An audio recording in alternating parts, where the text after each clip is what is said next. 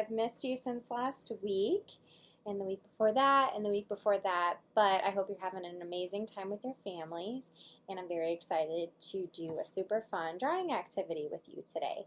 So, over this past weekend, it was my birthday, so I thought it'd be really cool to show you how to draw a birthday cake. I know a lot of us are spending our birthdays at home with the people who live with us, and so we might be missing our friends and celebrating, so I figured drawing a birthday cake might be a good thing to learn how to draw. In case you have friends that you know their birthdays are coming up and you want to draw them a birthday cake and send them a letter in the mail. So we're also going to be practicing our patterns a little bit more. We started last week with the pot patterns on the cactus plant. So today we're going to do some patterns on our cake. So again, you're going to need your pencil, you're going to need an eraser, you're going to need some crayons or colored pencils. I like crayons better than colored pencils, and a sheet of paper. You can also use a ruler for your straight lines if you're a super perfectionist, or you can use the spine of a hardbound book. But I like to draw mine freehand, so have fun with it. Okay, let's get started. So we are going to start with our paper, horizontal this week, horizontal. We're going to do a 3-tiered birthday cake, which means it has 3 layers. And we are going to start by drawing a big rectangle at the very, very bottom. This is going to be the biggest rectangle that you draw. It's going to look like that. Okay, so see how I did a swivel line? If you don't like it, you can erase it, and that's why we always have our eraser handy. I'm going to go ahead and leave it for now, but I'm going to add another rectangle on top. So the rectangle on top of the base of the cake is going to be the same shape, but slightly smaller, That's because as the tiers move up on the cake, they are smaller. So if I wanted to make that a little bigger, I could, but I'm going to leave it at that size. And then I'm going to do one more tier up here. One more tier up here. So it's going to look something like that. Okay? So the next thing that we are going to do is we are going to draw some patterns on our birthday cake. So last week I showed you how to do zigzag lines, but we're going to do more of like waves this week. So it's going to look like ribbons or waves. Okay? Like the waves of the ocean.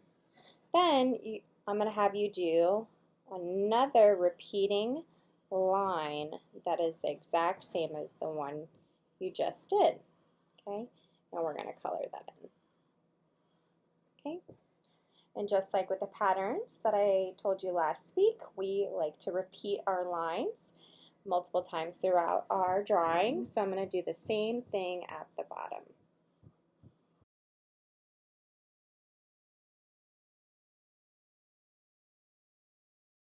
So another thing for you to notice is when I did my rectangles, I curved the edges.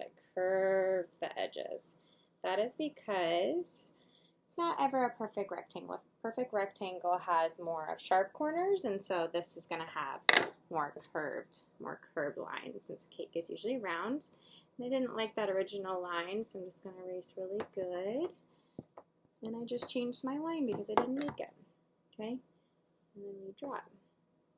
Okay, so something that we're going to draw as a pattern is going to be more of bubble shapes, and that is going to be where the layers of cake meet each other.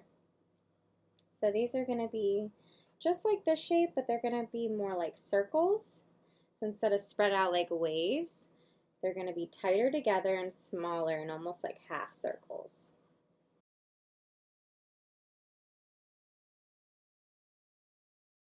And I'm showing you now what we're actually going to do to the bottom layers. So you're going to add lines that are going to connect those lines, those bubbles, to the top of the layer of each cake layer.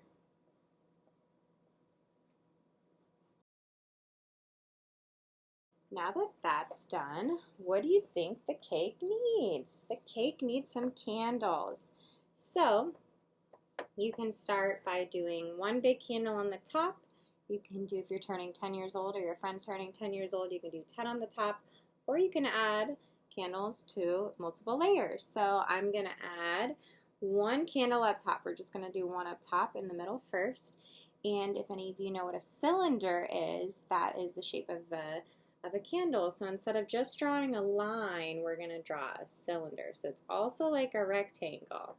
Okay, also like a rectangle, but then it has a nice curved top. Nice curved top. Okay, if you can see that.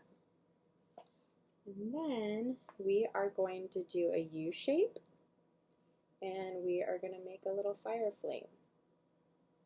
Little fire flame. Okay, so to do that again, up close, you are going to draw a U shape on the bottom. You're going to do a sharp little cut, curve it again, and then bring it back down. So there's 3 points to a flame. 3 points to a flame. You can do diagonal lines, like when you get the candles from Publix, or you can do any kind of pattern design on the candles.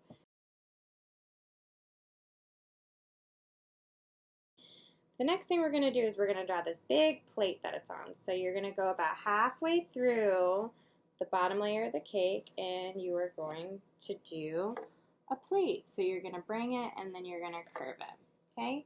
If it goes off your sheet of paper like it does with me, that's perfectly okay. But we want to give it the illusion that it's sitting on something, that it's not just a cake that is just floating in thin air. So we always like to do that with our drawings where we're creating a base. So you can see that maybe my lines didn't line up so well. So like I said, you can always redraw your lines that you like, and then erase what you don't like. So now is to do the super, super fun part, and that is to color our cake. Color our cake. So I'm going to pick some purple. I'm going to pick pink and purple. Okay? So you do want to leave some white. So make sure you leave some white, because that is a contrast color, and that helps it stand out from the other colors. It makes your colors more intense. We've talked about that at Girls Inc. a lot, that if you use a black or a white, it contrasts your colors and makes your colors pop a little bit better, which is what we want. So now is a good time to color. So I'm going to go ahead and shade my cake. So like I said last week, you're going to use the side of your crayon, instead of the point. See how it's like that? So you're actually going to hold it, instead of like you would a pen or a pencil, you're going to have a looser grip with your hand. You're going to put it in between those two fingers, but you're going to have more of a relaxed hold on it, so you're able to move more fluidly. I like doing hatching when I do shading, which is really, really close marks, but they're zigzags, so they're connected to one another, And that helps me move across the paper faster, and I save energy that way, okay? And you're going to go right up to that line that you drew. You want to darken right when you get up to that pencil line that you drew for the first part of the drawing.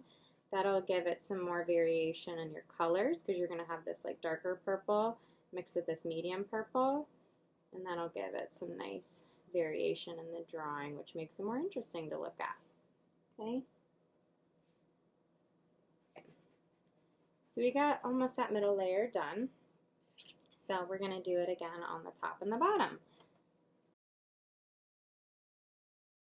Alright, so I got my nice base layer down, the middle layer, and like I said, I'm going to go all the way up, not be afraid of drawing right up to that pencil mark that I did, okay?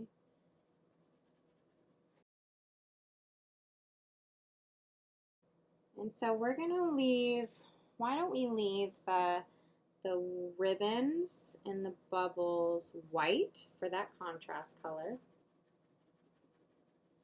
And I'm going to shade a little bit more. So I have this nice dark purple, and then I have kind of a medium purple, but I want to make it more of an ombre, and more of a gradient is another word for it. And so I'm going to be doing a little bit darker up here. And shading is a lot of work. It doesn't take 5 minutes to do it. It'll take you some time to do these drawings. And you know from my art class that the longer it takes you, the more perfect you can make it, the nicer you'll make it look. So don't rush through your drawings. Take your time. It'll look better in the end.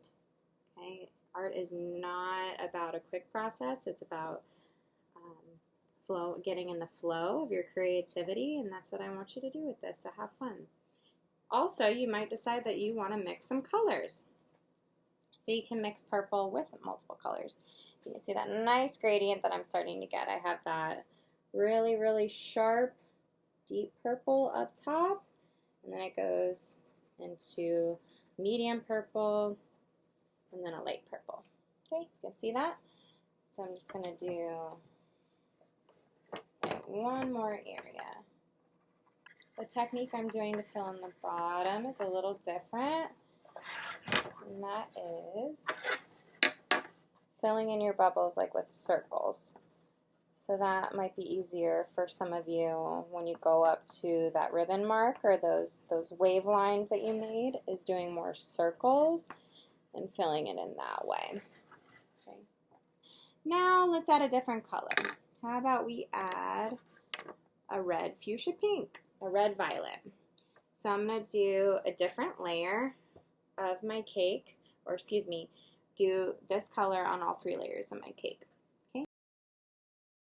And then up here it's going to be a little bit tougher, so we're going to have to really, really concentrate and get in those tighter spaces. So this wasn't like the wider spaces. These have nice tight corners. So we're going to want to go ahead and have that. So you can see that I'm doing darker and then bringing it down. And you can see I did the same technique with the purple that I'm doing with the pink now, which is where when I am really close to the lines that I drew, it's going to be harder. I'm going to press harder with my crayon and make a darker color, more saturated color. And then as I move towards the middle, I'm going to be relieving the pressure of my pencil and I'll be doing lighter. Okay? And if any of you have seen me draw at Girls Ink, which all of you should have by now, you know that I love to get in the creative flow and I like to concentrate. So definitely have some music on, but try to not be doing multiple things at once. Try to just focus on your drawing and just have some music playing. There's no reason to be talking to anybody when you're trying to have a really, really awesome drawing. So there's the top layer. All right, and like I said, once you get up right up to those lines, you can press harder and have a more vibrant, pretty color. So I went ahead and I filled in all 3 layers of my cake. I have my white separating to make some contrast, and I have my candles. So you can shade your plate whatever color you like, and then you can add flames to add color to your flames. And there you have it.